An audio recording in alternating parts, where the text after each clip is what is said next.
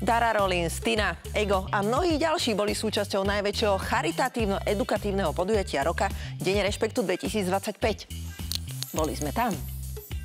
Projekt Integrácia sa snaží už 17. rok spájať deti bez rozdielu a vytvárať pre ne bezpečný svet plný rešpektu, empatie a slušnosti. A v tomto duchu sa nieslo aj tohtoročné podujatie.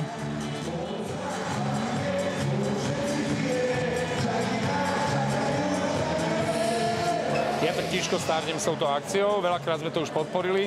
Úžasný nápad, ako integrovať deti a ako bojovať, povedzme, proti tým fenoménom dneška, ktoré sú veľmi, veľmi intenzívne. Ja si myslím, že tu je hlavne veľa radosti. Teraz skrz krásne veci, ktoré sa odohrávajú na tráve.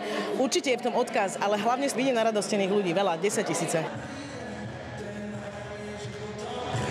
Já jsem byla vlastně i u toho zahájení, tak mě to nesmírně dojalo, že až slzy mi normálně i šly, jaká je to síla.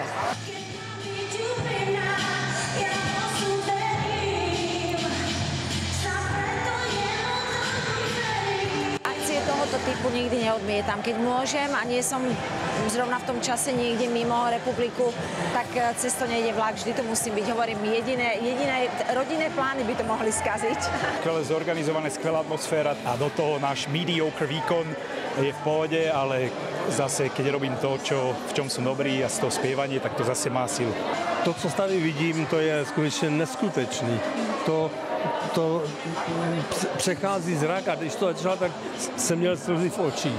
Veľký úspech mali nielen hudobné vystúpenia, ale aj tie tanečné. Už to ťaháme so Slavom, čo sa týka integrácie, myslím, že 3. alebo 4. rok. Tak keď je zodpovednosť na Olegovi, tak vždy všetko je tip-top. A nás práca s interpretmi bola určite veľmi výnimočná. Je niečo, čo podľa mňa si môžeme iba maximálne užiť a tešiť sa z toho. Ako už tradične, aj tento rok mali deti možnosť zahrať si futbal so známymi osobnosťami.